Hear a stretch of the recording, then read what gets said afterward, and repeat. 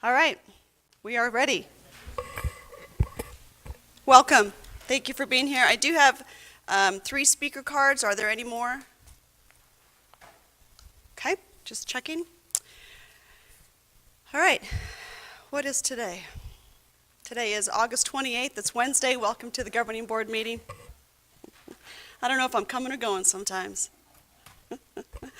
Okay, roll call. Present. Addison Fred. Present. Scott Bartle. Present. Leslie Carlisle-Burnett. Here. All right, thank you. Our Pledge of Allegiance, and Aubrey Chaston is going to lead us in that, if you'll please stand. Pledge allegiance to the flag of the United States of America and to the republic for which it stands, one nation, under God, indivisible, with liberty and justice for all. Thank you, Aubrey. Okay, adoption of the agenda.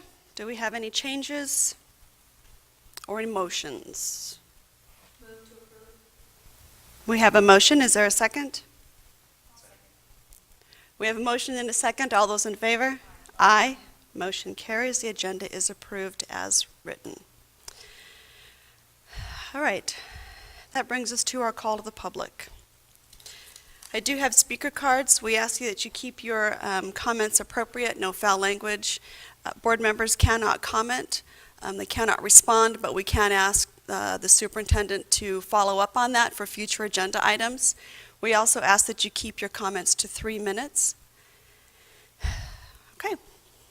So first on the is Jim Chaston. And then next will be Aubrey Chaston. And then Danielle Mayfield. Governing board and everyone. My name is Jim Chaston. We live here in Maricopa. I'm working with Organization Against Abuse. We're putting on, over the next 6 months, Against Abuse is putting on 3 events. I know, exactly. 3 events, one of which is a 5K race on Stagecoach Days. The second one, which my daughter is putting on with some of my help, but mainly her, a performing arts concert, and then the gala next March. All of the funds will be going to the Against Abuse, Maricopa's domestic violence shelter here in Maricopa. All the funds stay here. My daughter is very talented in the performing arts, and so she wanted to do something for the community to give back. I'm going to embarrass her just a little bit, give you some of her, a little bio on her. As a freshman, she went to Maricopa High School. She won the Musician of the Year award. She also won the Musician Leadership Award as a freshman, which normally only goes to juniors and seniors. But she won it as a freshman for all of the work that she did in assisting and teaching the class and accompanying and so forth. No booze here. We moved her to Horizon Community Learning Center in Ahwatukee, where as a sophomore and as a junior, she also won Musician of the Year awards at that school. She made all region all 3 years. She went all state as a soprano all 3 years. She won regional last year for the entire region, and she placed top 3 in the state as a singer, as a soprano. She won for her age group, the Nats organization, which is music theater in the Valley, in her age group. So she's very talented. She works in teaching. She does some private teaching of voice lessons and so forth. And so part of what she wants to do is give back to the community in her talents. And what we're doing, I'm going to let her present and tell you about. Do I get another 3 minutes or something? Maybe. Yeah, you do. Okay. All right, so we are putting on a performing arts concert for this cause, and we're calling it Maricopa's Got Talent.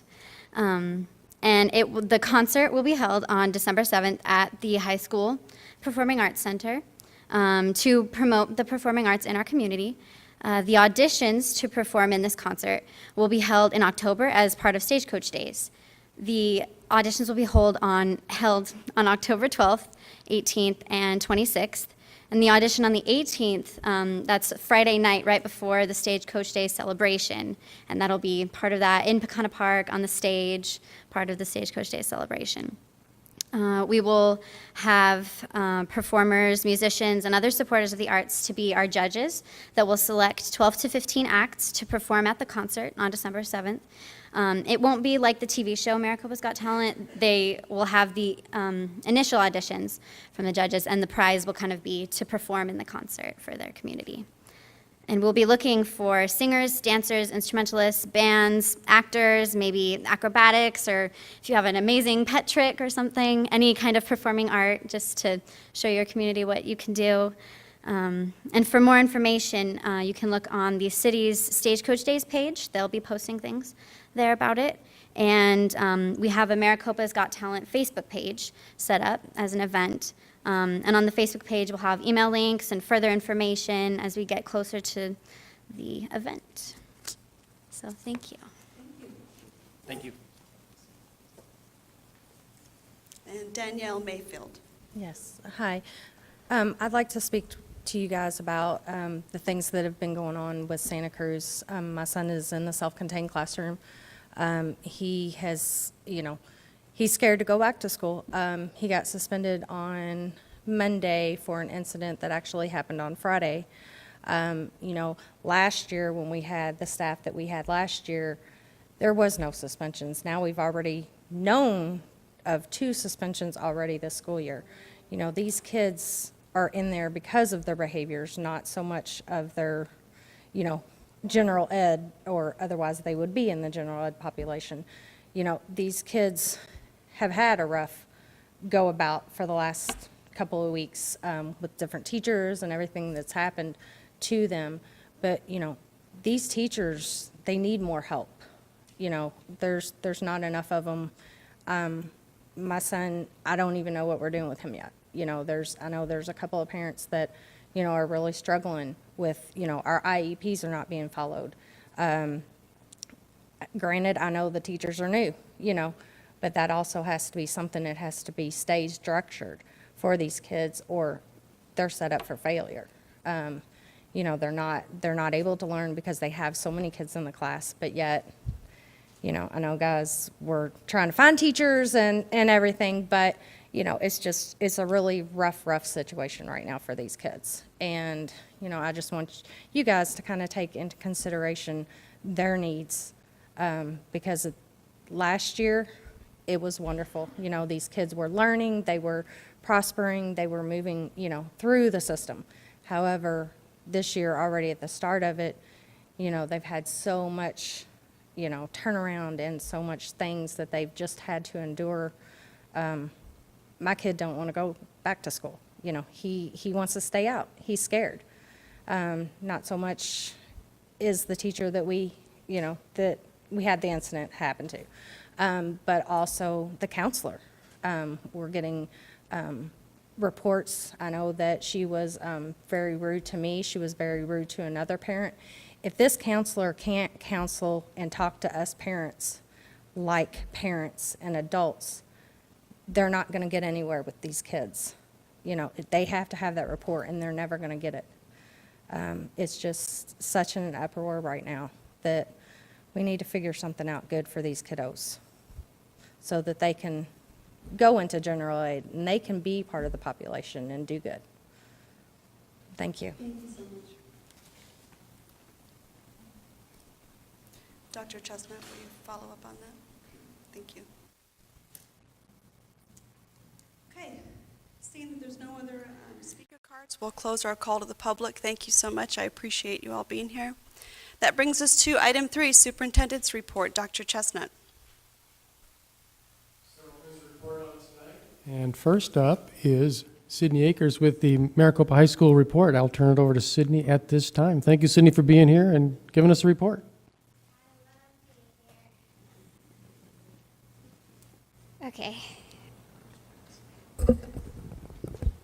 good, yeah? Okay. I actually have a lot to report to you this week. We've had a lot going on at the high school. Right now, our high school is actually under construction. We have a giant amphitheater being built on our courtyard. So right now, everything's like gated off while they're getting the giant shade put in. So they built like steps for us, and now they've got these big red shades being put in, which I personally love because I love school spirit, and it's red, and our colors are red, white, and black, so I'm all over that. September 3rd is going to be our committee meeting for homecoming. We are going to be meeting for that so that we're trying to get the community a lot more involved in homecoming this year. So a couple of the things that we've been talking about is bringing in businesses from Maricopa and having them decorate their businesses. And we're going to try to have a competition to see who can decorate their business with the most red, white, and black, most Rams. So when people drive through Maricopa, they know that this is Ram country. We are also trying to put together district-wide Spirit Week for homecoming.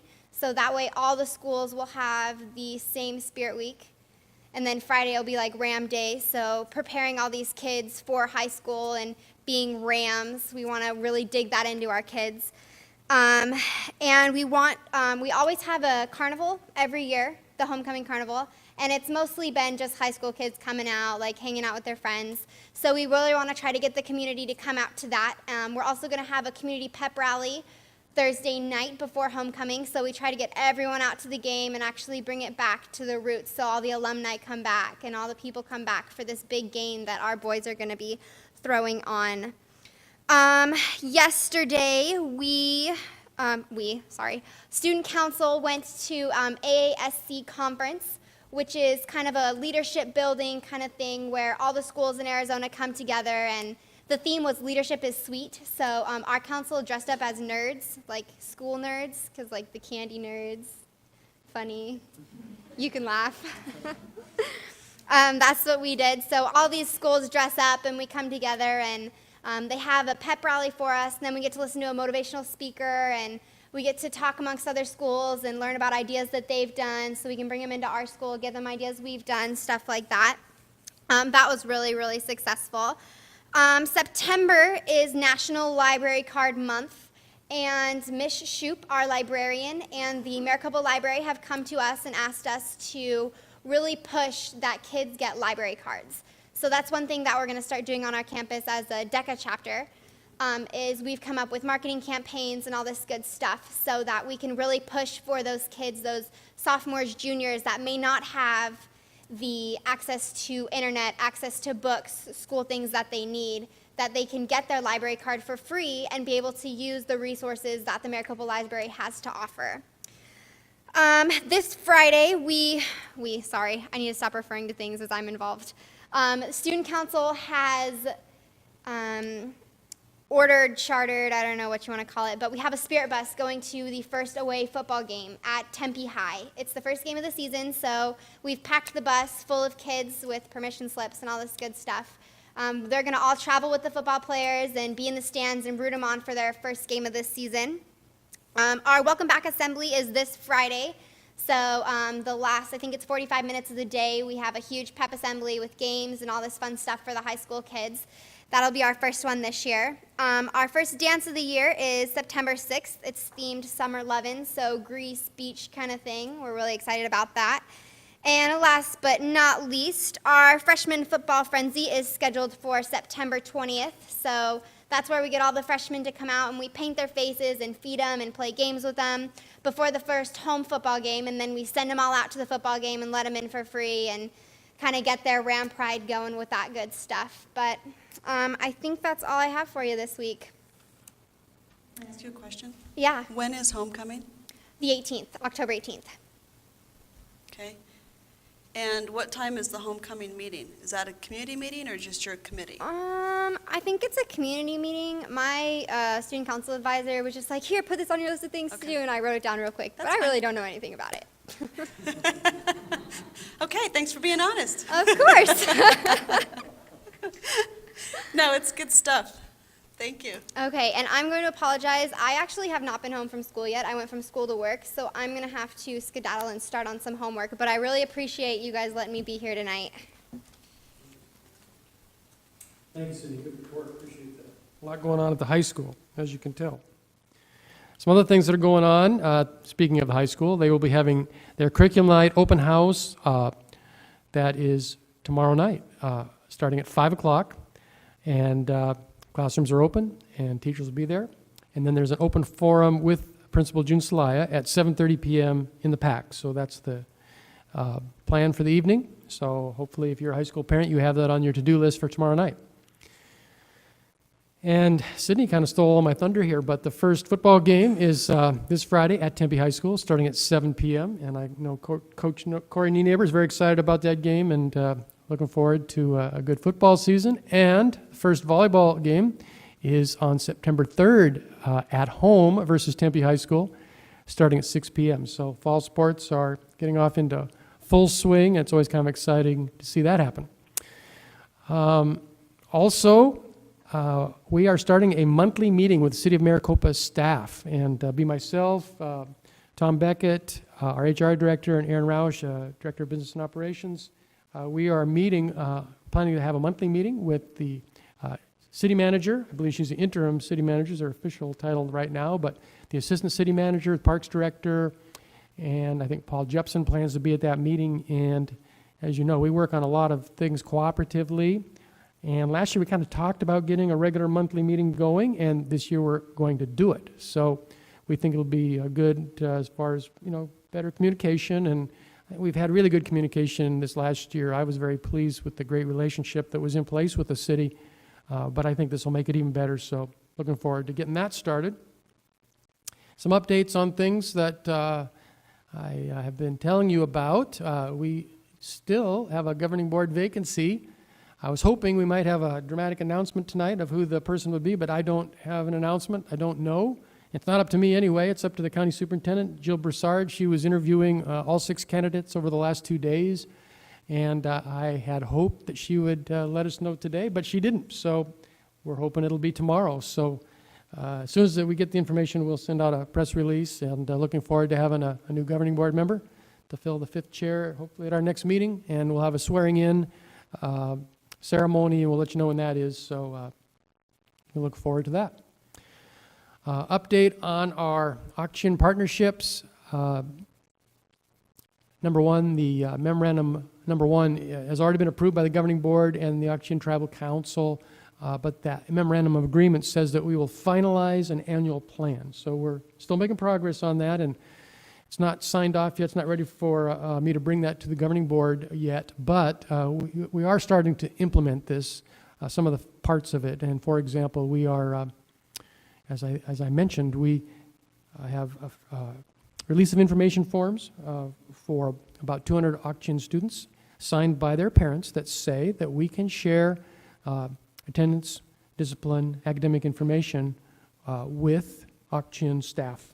And Auction Education Office employs 2 truancy officers, and so as of yesterday, I believe it was, or the day before, Michelle Garcia, my secretary, has a printout, a report that she can generate off of our system and send that out. And even though our auction liaison staff has always had access to individual students, they can go in and gather that data. There was not a mechanism online to get a report for an entire school. Because there was a release of information issue. So we think we're making good progress on that. Performance in school starts with good attendance, and we know that the Auction Education Office is working closely with us on helping students do a good job, so we think this will be a good partnership that is pretty easy to do. And then number 2, the $2.6 million grant over a 2-year period. We're still working on that. No progress to report. There's no problems, but there's just a lot of stuff that needs to be reviewed, and hopefully we'll bring that final report to you soon. And then I mentioned also that we've been talking with the Auction Education Office about a tutoring program, and we still haven't got that finalized, so hope to bring you more details about that in the future. Also, as you know, each school will be working on an academic focus that will begin next year.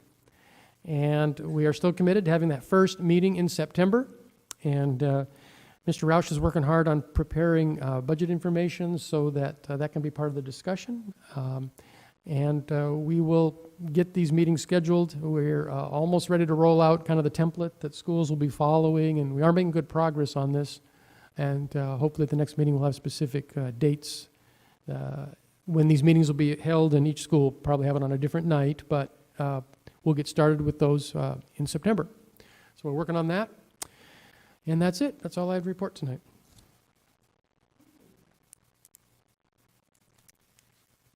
That brings us to our governing board member reports. I have one small thing. Mr. Ball, did you want to speak? You want to go first? Okay. On to Dr. Chestnut's comments about the regular meetings that are happening with the city. We've been brainstorming ideas and with the city, in particular with Mayor Price, who's been instrumental in helping through this process of just how we can continue to enhance our relationship together. I think there is continued recognition from city council and city staff and other folks that they cannot accomplish their goals if we don't accomplish ours. So if we don't have excellent schools and achieve the success that we're looking for, then it puts them in a real tough spot with economic development and so on and so forth. So they're very proactive in assisting us in that cause and helping us continue to excel. So special thanks to Mayor Price and his team for that. As part of these conversations, we're also talking about how we can collectively enhance the exposure, if you will, of the governing board positions to ensure that we're continuing each election cycle to have better and better candidates running for these positions. So I think that even without any such proactive efforts, just by judging by the 6 candidates we have for this appointment, that we're making great progress in that regard, and hopefully we'll have those 6 and 6 more just like them running for the 3 spots next year. So, and Dr. Chestnut indicated earlier that he would have more details about their monthly meetings as they come about. Thank you. You're welcome. Anybody else? Leslie? No? For the NHS volleyball team, so I'm proud of that. I know I topped everybody's tonight, so. I have a quick reminder, on September 24th, Maricopa will be hosting the Pinal County Arizona School Board Association County Workshop here in the boardroom. And so all of the, it's a great opportunity to not only showcase our facilities, but also to share information with other board members from across Pinal County and just kind of come together and see what Pinal County issues we have in common, that we can help move our kids forward to a higher achievement. So September 24th is that workshop. So I am going to ask board members to please be there if you think about it. If you'll just let Lisa know whether you can be there so that we can get you on the list, I would appreciate it. It's in the evening, and dinner will be provided. Okay? And I will have Lisa send out an agenda this week if you would like that, so you can come prepared. So, I mean, I'm excited to have everybody come here for a change instead of us going all the way to, Tucson. Okay. That ends my report. Unless anybody else has anything else, we'll move on to our work-study information session. Dr. Chestnut? The monthly financial report is in your packet, and I know Mr. Roush is ready to answer any questions you might have. Mr. Roush, I have one important question. Could you not find a better photo to put on the cover of your report? At least crop out the I don't have any questions. Anybody Thank you else have for- any questions, concerns? I don't have any. It's very thorough. All right, we will move on. Thank you, Mr. Roush. Appreciate that comment. That was good. That brings us to our consent agenda. Do we have any motions? Move to approve. We have a motion and a second. All those in favor? Aye. Opposed? Motion carries 4-0. Consent agenda is approved. That brings us to item 7, our HR schedule, which would be Mr. Beckett. Members of the governing board, Dr. Chestnut. I do have one correction on your agenda. Number 2 on your list. We will be assessing a contract inconvenience fee on that particular individual of $1,000. And so that is the only correction, though, on the schedule, and I will take any questions at this time. Any of those other ones going to be assessed? I know it says right here, not available at this point, but Correct. they're all resignations, so. Those are correct. Member, Okay. President Anderson. Number 3 in particular, even though that is a teacher, because of the timing of this hire, that individual actually did not sign a contract. And as Oh, a result of okay. that, we were unable to assess that penalty. Okay.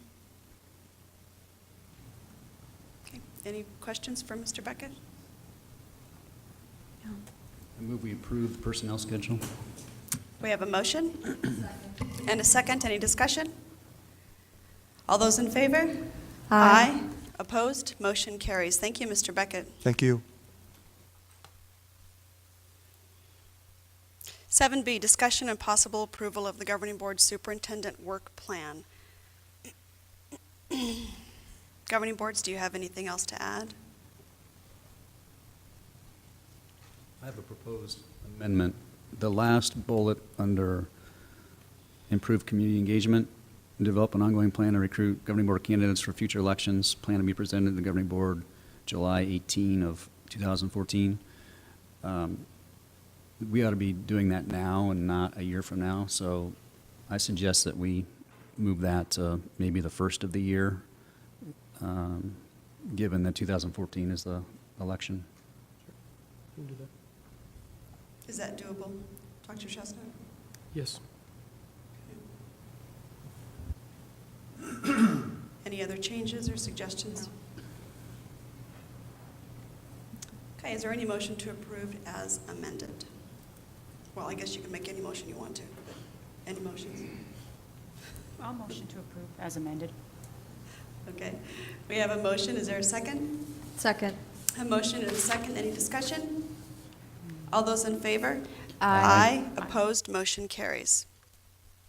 So that brings us to 7C, which is discussion and possible approval of the governing board superintendent operating protocol for 2013-14. This was what we discussed at our special meeting last week.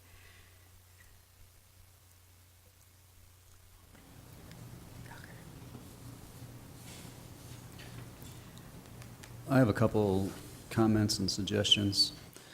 Under board community communication, number 2, the first sentence, the board president serves as a spokesperson for the board at governing board meetings. I think that goes without saying. I don't know if we need to state that. The third sentence, for the sake of the public, I'll read the whole thing. So the governing board president serves as a spokesperson for the board at governing board meetings. The superintendent serves as a spokesperson for the district and as the spokesperson to the media. Board members are free to express their opinions to the media prior to the board taking action in a governing board meeting. After action has been taken, media requests will be directed to the superintendent. My feeling, my feeling on that, as we talked about last week, is that it's fine if folks want to defer to the superintendent for specifics. Obviously, that makes sense. He is the expert on what we're doing for the most part. But for us to silence ourselves and not be accessible to the media, which is being accessible to the public and to our constituents, I think is in conflict with our role as elected officials. It is not only our right, but I would argue it's our obligation to be available to the media and to the public and to let them know what we're thinking, if they ask. Okay. I actually agree with you, Mr. Bartle. After reading this and thinking about it, I believe that we should be able to be approached if there's questions, even after an action has been taken. And we know as board members, though, whatever action is taken, we support that action, even if we didn't vote that way. But we support whatever is decided up here on the dais. But I agree with you on I don't think that sentence should really be in there. Okay, here's another take on it. Okay. I don't, the first line already says board members in person and online serve as ambassadors for the district.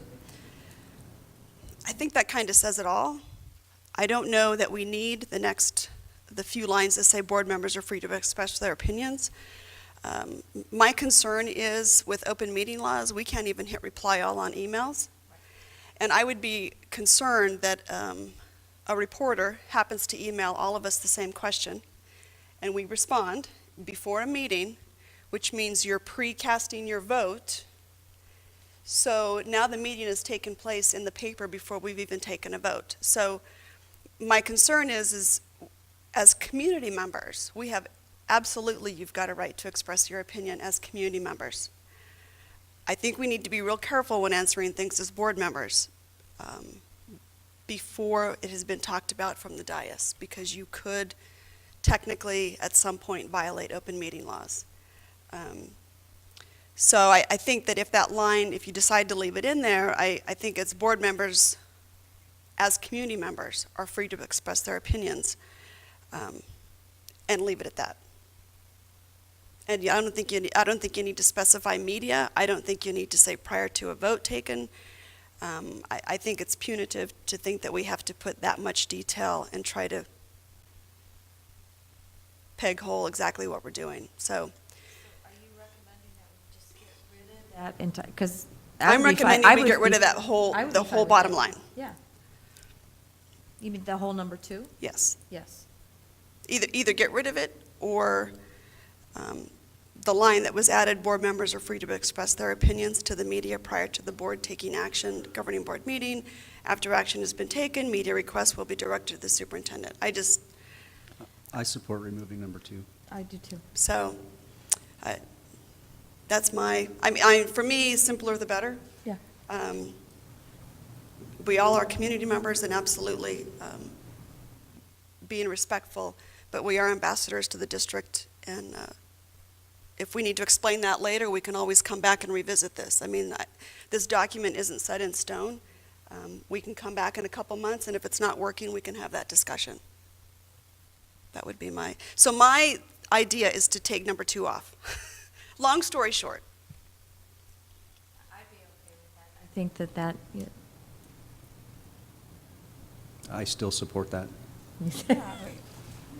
Don't be too happy. There's only 5 of us. If the community needs to reach out to one of us, we'd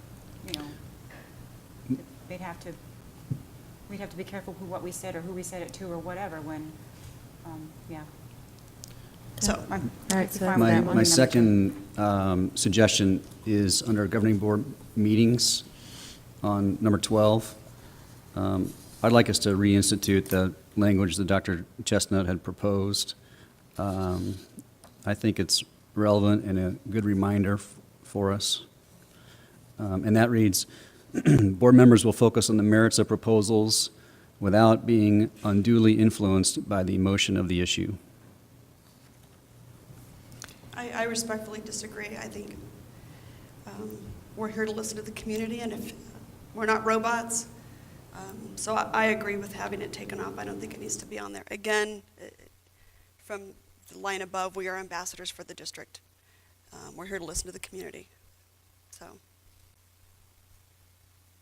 I don't think it needs to be put back on. I think it needs to stay crossed off. Yeah, I agree. So is it okay that we're, Madam President, in the context of your last comment, is the issue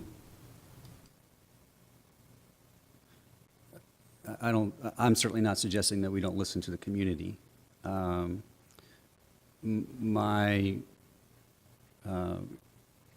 I like about this language is it says unduly influenced by the emotion of the issue.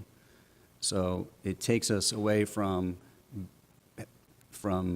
taking in all information and making objective decisions versus being unduly influenced by the emotions of the issue, which could be someone at the call of the public, it could be a presentation, it could be whatever it may be. That is all part of our decision-making process. And we're not saying that to not take that into consideration. It's saying do not let it unduly influence us. I have to agree with the President, Anderson. We are not robots, and I do think that we all exercise that anyway when an issue comes before us that's a very emotional one or a sensitive issue to us. So we are all, I think the public wants some compassion from their board members. But yes, I don't think that we should be, crying out long enough to stand at them and with them. Yeah, we need to make decisions. We need to be clear-headed. We need to be, we do need to remove ourselves from that issue and try to think of what's best for the community. And I think that is what we do. That's where we don't become influenced emotionally. We're trying to think about, yes, there's a person that's got a very sensitive topic and maybe half the community is upset about it. That's it. I don't think it's anything, I think leaving the sentence there is a good idea. I don't think any of us are practicing emotion now or any time when we've had some difficult decisions to make.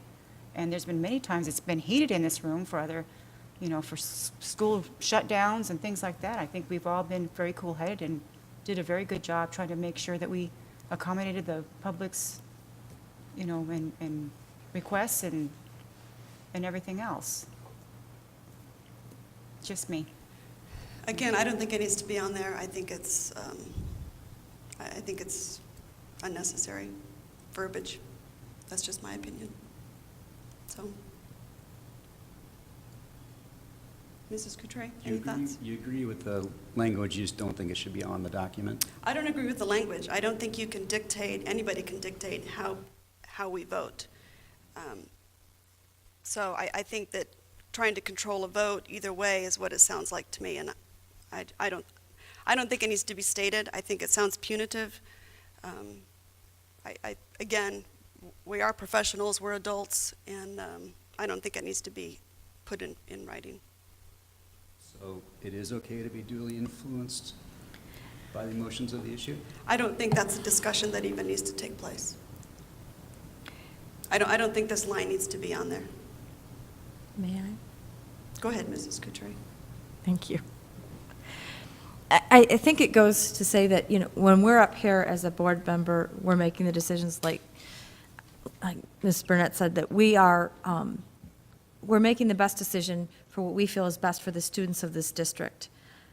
Whether this sentence is on there or not, is not going, if a board member is going to be influenced by the emotion of an issue, whether the sentence is on there or not, they're going to be influenced. However, I think the public has elected us to make the best decisions, and if they don't feel that we're making the best decisions, they're going to let us know next time the election comes around.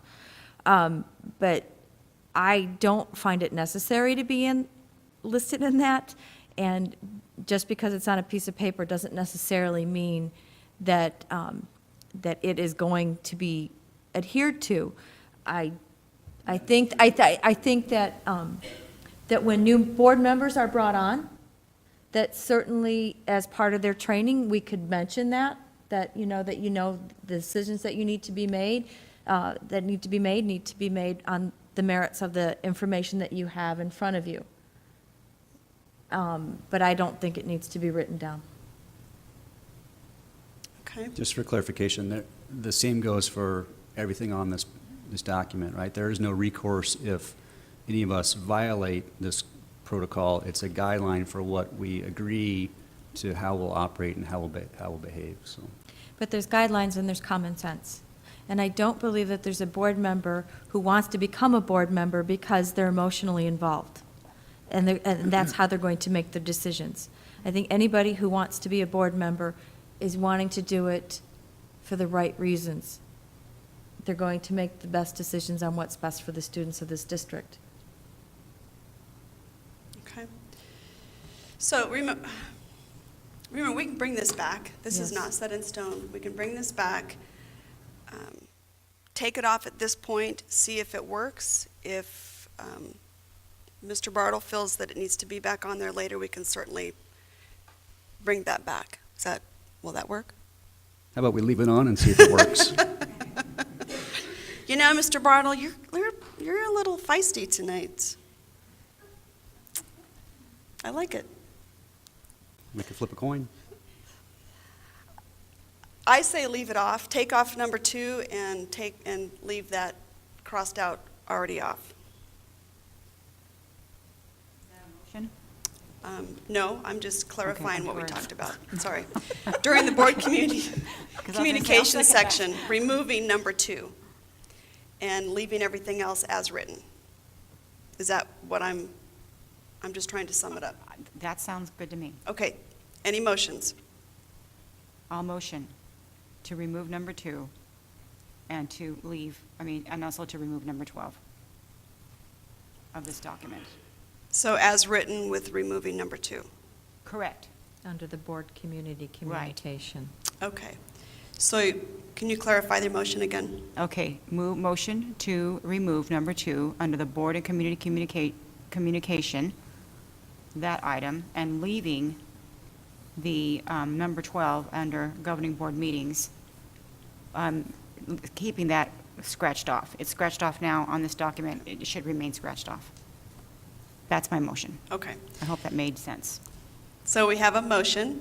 I'll Is there, Yeah, I'll second. we have a second. Any discussion? All those in favor? Aye. Opposed? Motion carries. We have a working protocol. Now we can work. Discussion and possible approval of the Maricopa Unified School District Strategic Plan. Dr. Chestnut? Well, it's pretty exciting to have this on the agenda tonight because, as you know, we started working on this back in January, and we had about 30 people. It was a great group. We had teachers, we had staff members. Yes, you can. You for just a second. Before you delve into the details of your discussion, I would like to propose and get the board's thoughts on, this is a very important long-term decision, and what would you guys think about tabling this until our next meeting when we have our new board member to be part of that conversation?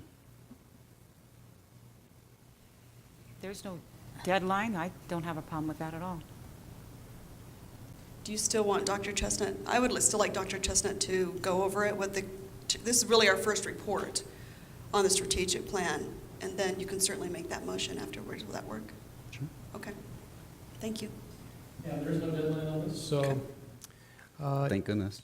Yeah, thank goodness, yeah, since we've been working on it since January. As I was saying, we had a great committee, and teachers, classified staff, administrators. We had 3 high school students, we had parents, community members, we had 2 governing board members, so we had a good group. And so what you see in front of you is the result of that work, and what I did was, I listed the current vision, mission, and belief statements, and then the proposed as well.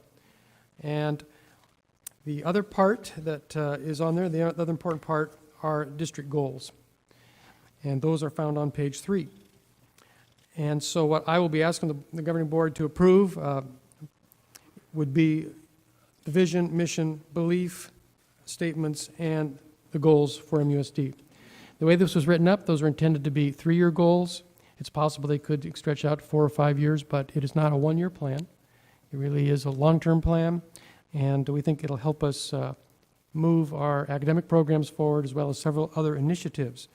And so the vision, mission, and belief statements are pretty self-explanatory. You'll notice that the proposed belief statements are really a short list of 7, which is quite a different format from the current belief statements.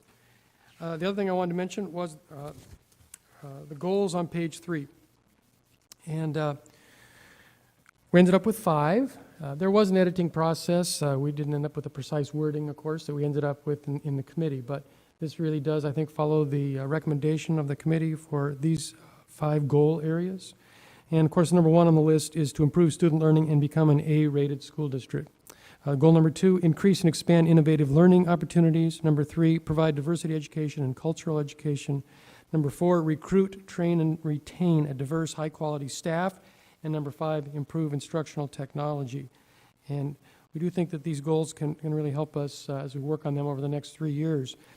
Number 1 is particularly important because we are required by the state of Arizona to have a continuous improvement plan in place. All districts are, and it's actually a good requirement. And so you can actually find that, the details of that plan, then start on page 4. So beginning on page 4 through the rest of the document, this is really the action planning portion of the document. This is really the stuff that I'm responsible for as superintendent, organizing the work of the staff and making sure we make progress on these goals. So I tried to make it really clear, abundantly clear to the Strategic Planning Committee that the Strategic Planning Committee was going to recommend goals, but they were not going to recommend how to get the work done, right? I mean, that's why you hired me, and obviously, I don't do it all myself. I work through the cabinet level members, the district office administrators, the principals, teachers, the committee structures that we have in place, and that kind of thing.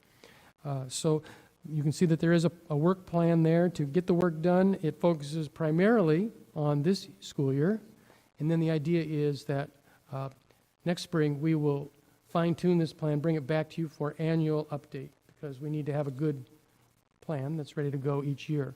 And so it's pretty crystal clear for this school year, and I would admit that it's a little bit less clear for year 2, but I think that's the way it's supposed to be. We'll learn some things this year, and we'll come up with a good plan, in a timely manner for next year. And it'd be nice to be on a little better time track here so that we're bringing this to you in the spring, May, somewhere in that time frame. So anyway, that's kind of the background of it. Just to finish my thought on goal 1, there are about 7 different required strategies that the Arizona Department of Education requires us to include in our continuous improvement plan, which is the academic improvement plan. So what we're trying to do is have all these plans work together so that we're not duplicating efforts, so that we are clearly focused on our continuous improvement plan as required by the state of Arizona, and that's our number 1 goal on our strategic plan. So that's kind of the way we organize this thing, and I'd be glad to answer any questions if you have them. This document is on the public, it's on the website, so the public can download it, right? It was included in the board docs. Yes. Okay. So those of you listening or not in attendance tonight, you can check out this document by going to the website and going to board docs. It's under strategic plan. It's 11 pages long. I would encourage you to take a look at it and read it. I just want to, real quick, the vision statement, proposed vision statement is MUSD, an exemplary district. And the proposed mission statement is the mission of Maricopa Unified School District is to ensure all students achieve excellence by preparing them to be lifelong learners and responsible citizens that value innovation and global diversity. So just so you get an idea of what we've been talking about, since it's not on the screen. And long-term implications of the strategic plan, I move that we table this until the next meeting when we have a full board. Okay, we have a motion. Is there a second? Any discussion? All those in favor to table this? Aye. Aye. Those opposed? Motion carries. It is tabled. Thank you, Dr. Chestnut. That brings us to discussion and possible approval of our first reading of the professional staff vacation and holidays. Were there any questions for Dr. Chestnut, and do you have anything you want to say, Dr. Chestnut? No, I think it's pretty self-explanatory. I'd be glad to answer any questions. Dr. Chesso, if you don't mind, would you give a summary for the sake of the public and the purpose behind the request? Sure. We have an issue in our district, and that is that we have a high turnover rate, particularly certified staff. Teachers are the most dramatic example. Over the years, we have had a turnover in administration as well. And I think one of my goals is to make sure that we have benefit and compensation programs in place that we can retain all high-quality staff members. We want to keep our best people here. And we're not going to get that all done in 1 year. It's a slow process, I realize. And it oftentimes costs money to do these things. This particular policy applies to vacation days for administrators, 12-month administrators, certified administrators. So it's principals, central office staff. If approved, this would add 4 vacation days for a total of 24. This is what I would describe as a no-cost item because we don't get substitutes for administrators when they take vacation days. They're salaried employees. They have X amount of work to get done, and they have to get that work done. And they're pretty good at organizing their time. That's one reason they're administrators, and so they do get it done. The reality is, like teachers, they spend a lot of time, evenings and weekends, staying caught up throughout the year, and they work hard. So I want to be able to retain administrators, and I think this would be one way. It's not the only way. It's not going to solve the whole problem, but I think it would be one way. We are right now about average as far as vacation days. There are some districts in the metro area that have 27 vacation days. There's a few at 1 or 2, maybe at 25. There's a few at 24. There's a few at 22. This would put us in that upper tier, but I think that's a good place to be because our compensation packages are not. And so we are in a competitive environment. And just to make sure I'm clear on this, we did have 3 administrators, 3 principals leave this last year. And of course, we lost our deputy superintendent, Ember Conley. And sometimes I think you lose people because you're not paying enough, and I think sometimes you lose people because there's good reasons. And 2 of our principals left because of retirement. That's a pretty good reason. Dr. Veras left as principal at Desert Wind Middle School because he just got a great offer from Grand Canyon University. And, you just can't say that was really a compensation issue. I mean, maybe if we'd paid him $100,000 more, he would have stayed, I suppose, but he wanted to move into higher education. That's pretty clear. And likewise with Dr. Conley, she was ready to be a superintendent. But so it's not it doesn't apply in every situation, but over time, I think this is the kind of thing that will demonstrate to administrators, this is a good place to be, and we have good compensation packages, and we want quality people to stay here. So it kind of goes with the spirit of, it was very nice to be able to provide 3/4 of a salary step to certified staff who are returning and were not at the top of the salary schedule. If you were at the top, if you were on one of the 10-year salary schedules, we did not add a 10.75 step. But for the vast majority, we were able to fund that salary schedule. And that's a nice thing to be able to say, that we're trying to return to that opportunity of funding our salary schedules. So it's in that same spirit, and that's the rationale behind it. Does anybody have any questions for Dr. Chestnut? I move to approve. I second. Discussion? We have a motion and a second and a call for discussion. Just a couple comments. One is, it is my belief that there is a cost associated with this in terms of loss of production, but I'm very cognizant of what little we can do to retain the best people in this district, which is one of our priorities and one of the goals we'll hopefully approve at our next meeting. And that goes for administrators as well as teachers. So I'm supportive of the initiative. I would like to see us in advance of finalizing next year's benefits to look at the pros and cons of going to a paid time off concept instead of having vacation days and sick days and so forth, and just giving folks a block number of days for personal use. On the surface, I think that would be advantageous both to the staff as well as economically to the district. So, thank you. Okay. We have a motion on the floor and a second. All those in favor? Aye. Opposed? Motion carries. We are to item 8, which is adjournment. Do we have a motion? So moved. Second. We have a motion and a second. All those in favor? Aye. Opposed? Motion carries. We are adjourned. It is 6:56. Thank you for being here. Good solid hour.